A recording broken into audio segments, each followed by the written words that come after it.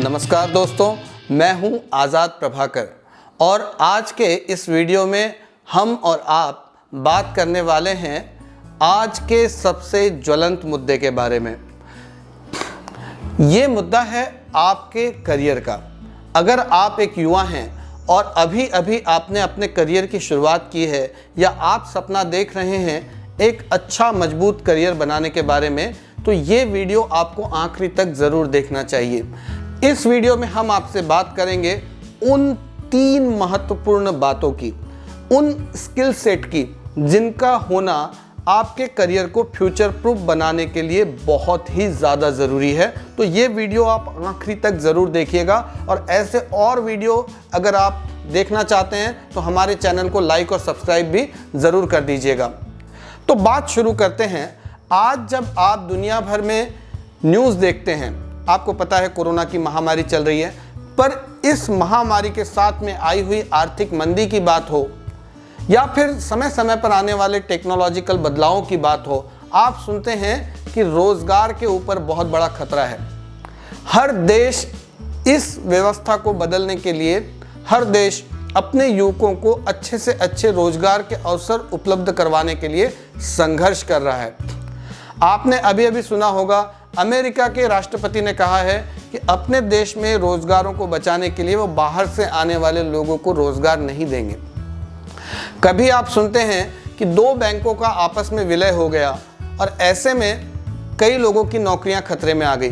कभी आप सुनते हैं कि 2 टेलीकॉम कंपनियां एक हो गई और वहां पे अब एम्प्लॉय की रिक्वायरमेंट जो है वो कम हो चुकी है।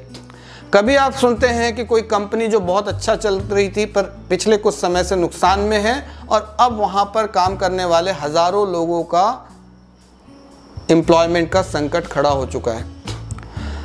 यही नहीं, अगर आप देश भर में देखेंगे तो अलग अलग मंत्रालय, अलग अलग डिपार्टमेंट, कलेक्टर ऑफिस के बाहर जो लोग कॉन्ट्रैक्चुअल काम करते हैं, सरकार के साथ कंधे से कंधा मिला के काम करते हैं, ये भी लोग अपने भविष्य की सिक्योरिटी को लेकर आपको कभी न कभी धरने पे बैठे हुए दिखाई देते हैं, अपनी मांगों को मनवाने के लिए, अपना भविष्य सुरक्षित करने के लिए। तो ये जो रोजगार का सिनेरियो है, जहाँ चाहे लाख दिक्कतें हों पर रोजगार हो या ना हो, परंतु हर आए दिन लाखों की तादाद में नौजवान यूनिवर्सिटी से, महाविद्यालय से, अलग अलग एजुकेशनल इंस्टीट्यूशन से अपनी पढ़ाई को पूरा करके इस मार्केट में, इस प्रतिस्पर्धा में उतरते जा रहे हैं। अगर आप भी इसी प्रतिस्पर्धा का हिस्सा हैं तो आपको ये बात ज़रूर सोचनी चाहिए कि बाजार में क्या होगा ये आपके नियंत्रण में नहीं है। प्रकृति में आने वाले समय में क्या बदलाव होंगे, टेक्नोलॉजी में क्या बदलाव होंगे, अर्थव्यवस्था ऊपर जाएगी या नीचे जाएगी, अंतर्राष्ट्रीय स्थितियां कैसी होगी, ये सारी चीज़ें आपके कंट्रोल में नहीं हैं।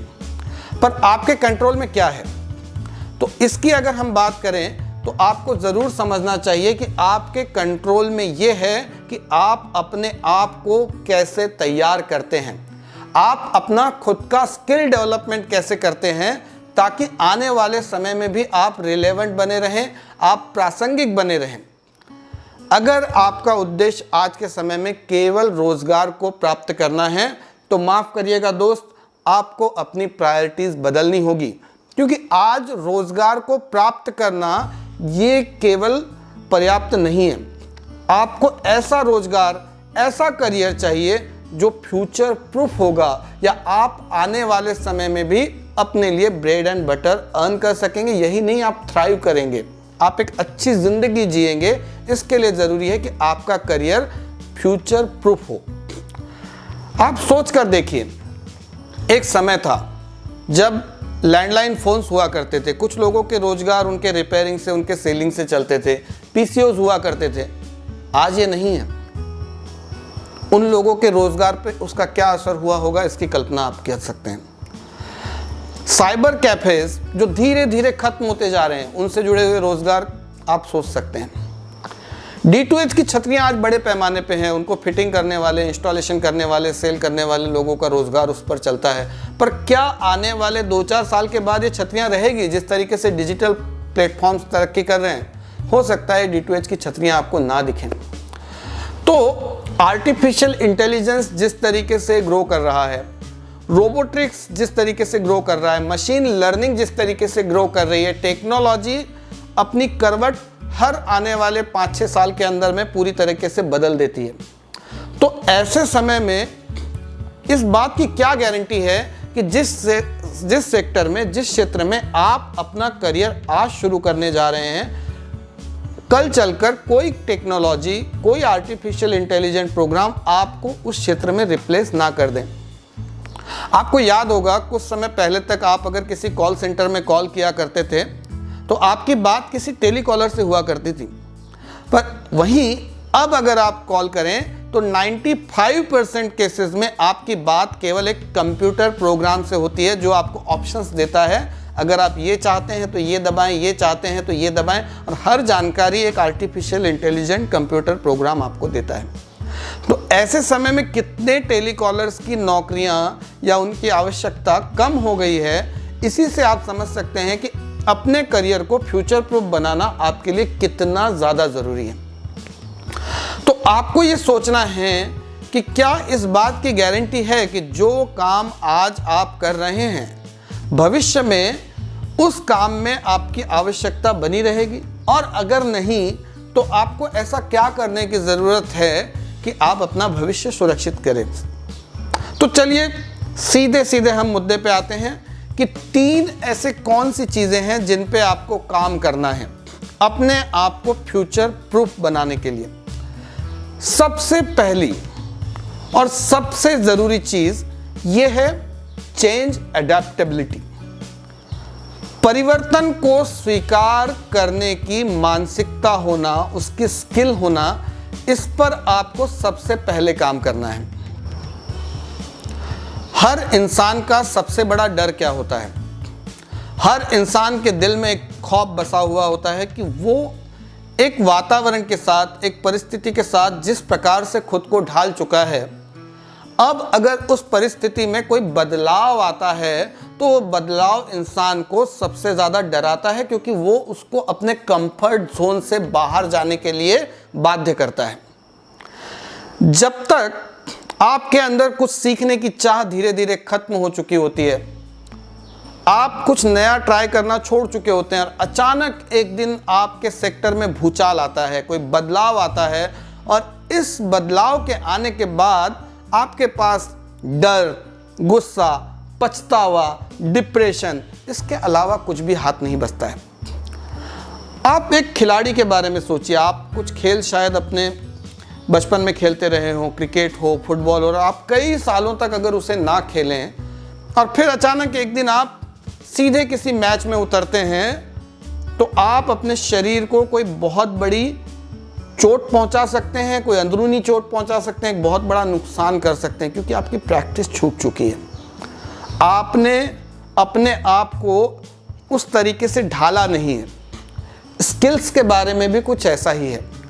अगर आप अपने दिमाग की आदत बदल चुके हैं नई चीज़ों को समझने की, सीखने की, उन्हें आत्मसात करने की, तो ऐसे स्थिति में आपके लिए यह चुनौती बहुत बड़ी है।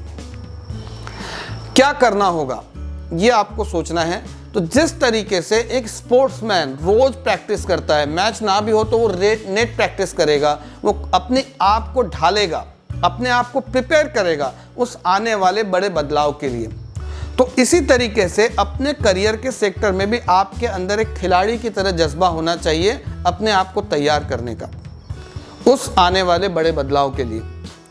क्या कर सकते हैं आप? रोज कुछ ना कुछ पढ़िए, कुछ ऐसा जो आपके नॉलेज में कुछ एडिशन करे, कुछ बढ़ाए। आप तय करिए 1 सप्ताह के भीतर, 1 महीने के भीतर, 1 साल के भीतर आपको कुछ नया सीखना है। आपको क्या नया सीखना है?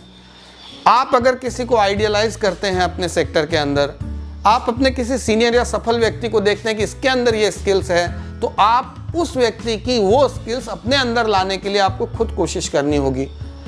चाहे वो कोई भाषा हो, चाहे वो कोई कंप्यूटर प्रोग्राम सीखना हो, वो चाहे कोई एक सॉफ्ट स्किल या सोशल स्किल को सीखना हो, चाहे वो कोई टेक्निकल स्किल हो। आप खुद के सामने खुद टारगेट सेट करें और उस दिशा में आगे बढ़ें, तो आप धीरे धीरे अपने आप को बदलाव के लिए तैयार होता हुआ पाएंगे। कई बार हमारे घर के आसपास, हमारे वातावरण में, हमारे पास पड़ोस के परिवेश में, हमारे रिश्तों में कुछ ऐसे बदलाव आते हैं जो हमारे नियंत्रण में नहीं होते। और जब ऐसे बदलाव हमारे सामने आते हैं तो इन बदलावों पे हम क्या करते हैं, बिना सोचे समझे पैनिक हो जाते हैं और हम रिएक्ट करते हैं। और ये रिएक्ट इन बदलावों को हमारे लिए और ख़राब कर देते हैं, रिश्तों को और ख़राब कर देते हैं, परिस्थितियों को हमारे लिए और तकलीफदेह बना देते हैं। तो आप क्या कर सकते हैं? आपके पास अपने लिए उस परिस्थिति में रिएक्ट करने के कई विकल्प होते हैं। तो पहली बात तो बदलाव को देखकर आपको पैनिक नहीं होना है, आपको उसे इवैल्यूएट करना है कि ये क्या हुआ है, उसमें रिएक्ट करने के आपके पास कौन से ऑप्शंस हैं, और आप एक इन्फॉर्म्ड चॉइस मेकिंग करेंगे कि मुझे कम से कम इससे नुकसान हो या इस परिस्थिति से मुझे फ़ायदा कैसे हो सकता है। इस तरीके से अगर आप रिएक्ट करने की आदत अपनी रोज़मर्रा की ज़िंदगी में डालते हैं तो आप अपने आप को आने वाले समय के बदलावों के लिए तैयार कर रहे हैं। कभी कभी आपको ये समझ आएगा कि आपके ऑफिस, आपके प्रीमाइसेस, आपके आसपास कोई ऐसा ट्रेनिंग है, कोई ऐसी वर्कशॉप हो रही है, कोई ऐसा कार्यक्रम हो रहा है जहां फ्यूचर की किसी नई बात के बारे में जो जानकारी दी जा रही है, जो ट्रेनिंग दी जा रही है, तो ये समय आपको कभी भी ऐसा मौका छोड़ना नहीं। वहां आपको सबसे आगे होना है नई जानकारी को लेने के लिए, उनसे इंटरेक्ट करने के लिए। और आप देखेंगे कि आप अपने आप में एक बदलाव को महसूस करेंगे।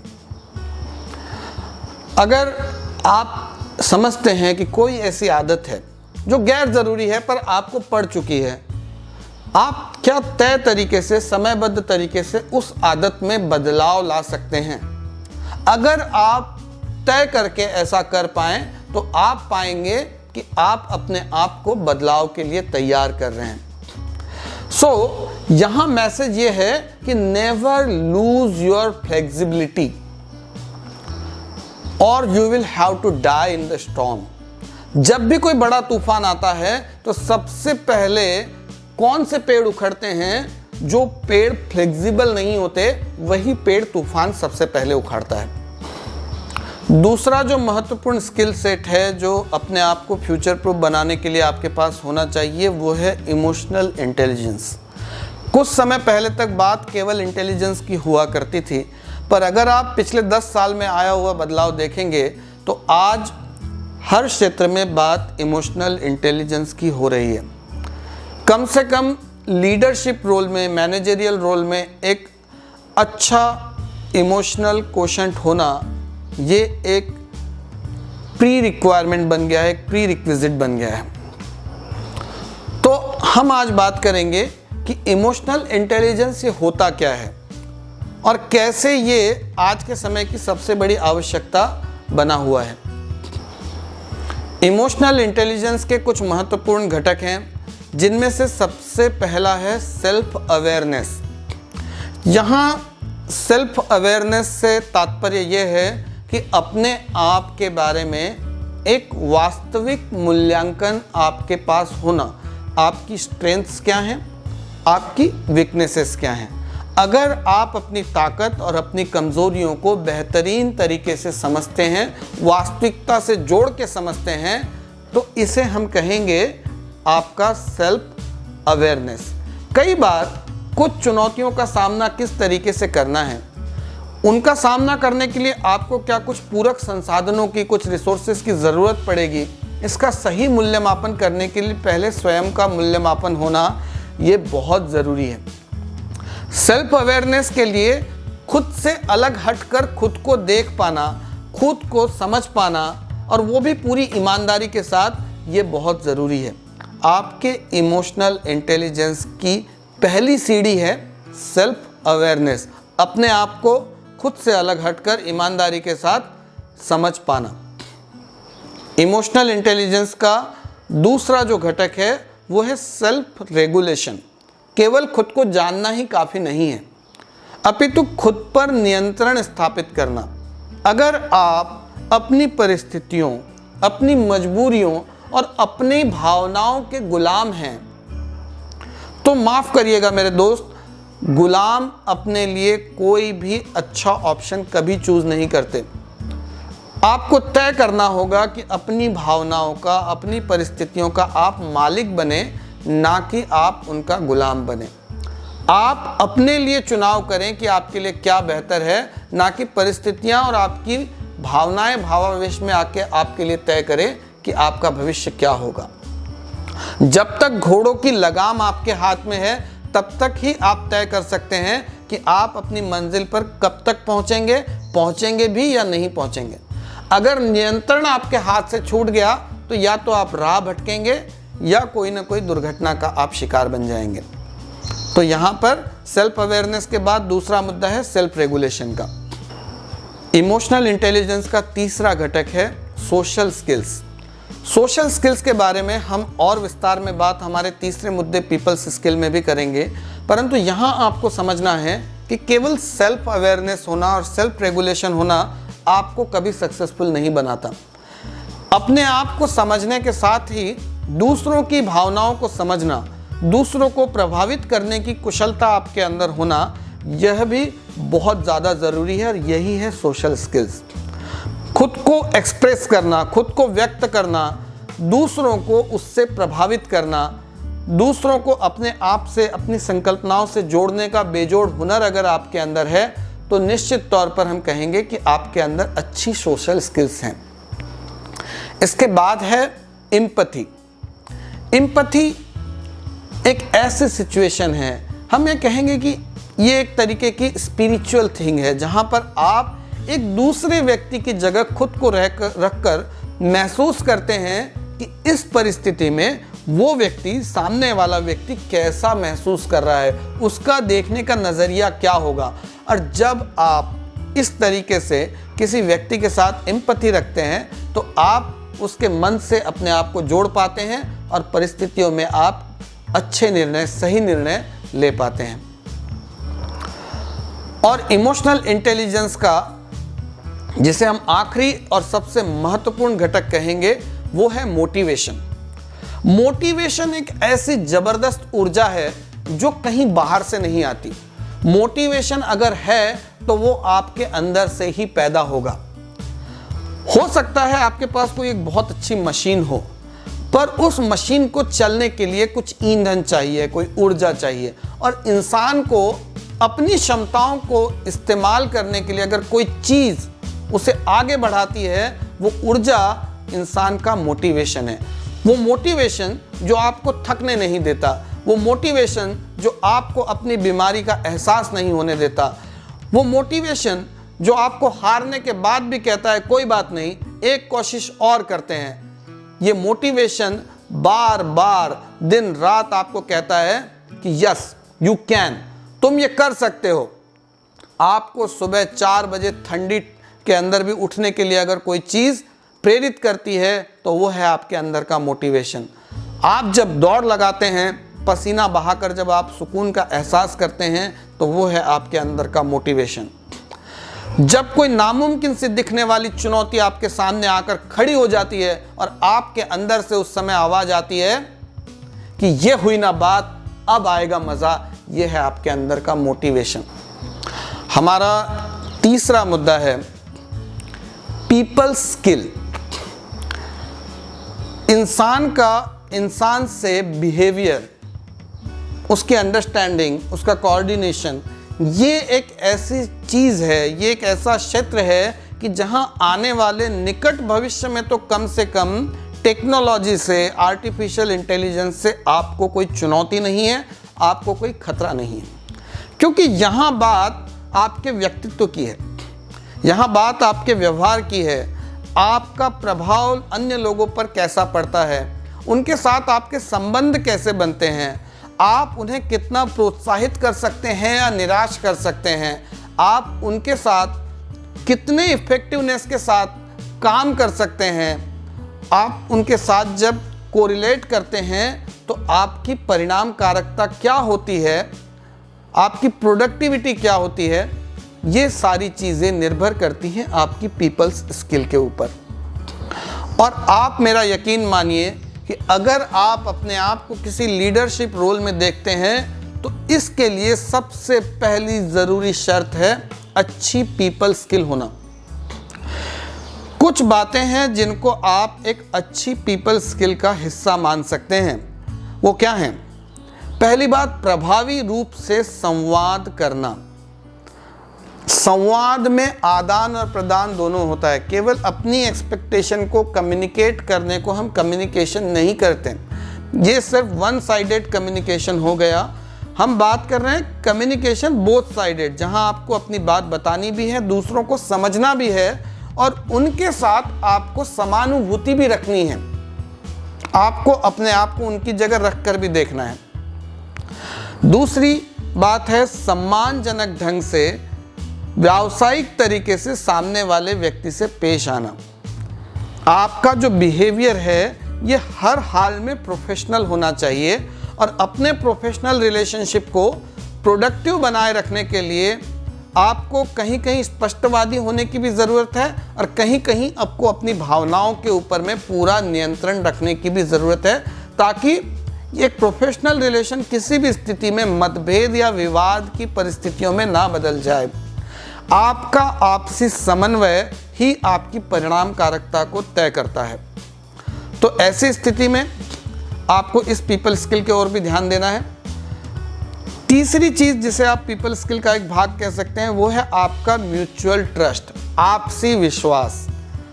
अगर आपकी प्रतिक्रिया नियंत्रित होती है, आप आपसी सहमति बनाकर लोगों की काबिलियत का इस्तेमाल करके आगे बढ़ना जानते हैं, तो निश्चित तौर पर आपकी प्रोडक्टिविटी एक अलग लेवल पर होगी। बहुत सारे लोग जब एक लीडरशिप रोल में होते हैं तो एक चीज़ वो हमेशा भूल जाते हैं, वो है एक्टिव लिसनिंग। जब आप सोच लेते हैं कि आपको सब कुछ पता है, you have so many pre notions and concepts, ऐसी स्थिति में आप परिस्थितियों का बेहतर मूल्यांकन नहीं कर पाते, लोगों के साथ तालमेल नहीं बिठा पाते। तो आपको एक्टिव लिसनिंग यानी कि सिर्फ सुनना नहीं है, सुन के आपको उसको समझने की कोशिश करनी है। और इसी के अंदर का एक मुद्दा जो कि हमने पहले जब बात की थी चेंज अडेप्टेबिलिटी की, वो है फ्लेक्सिबिलिटी। जब एक इंसान दूसरे इंसान के साथ पेश आ रहा है तो आपको यह समझना होगा कि इंसान कोई मशीन नहीं है। आपको अपने ह्यूमन रिलेशन में एक स्तर पर जाकर फ्लेक्सिबिलिटी होनी बहुत ज़रूरी है।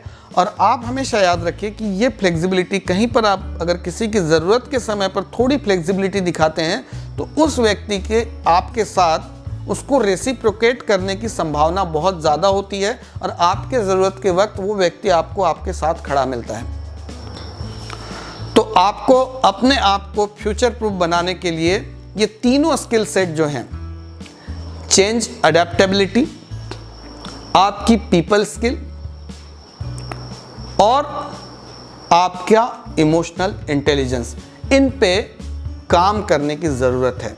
जितना बेहतर आप इन पर काम करेंगे उतना बेहतर आप अपना आने वाला फ्यूचर बनाएंगे, आप अपने करियर को फ्यूचर प्रूफ बनाएंगे। तो आप सभी को उम्मीद करता हूँ ये वीडियो पसंद आया होगा। इस तरीके के और वीडियो देखने के लिए आप हमारा चैनल लाइक और सब्सक्राइब जरूर करें। आप सभी को बहुत बहुत शुभकामनाएं।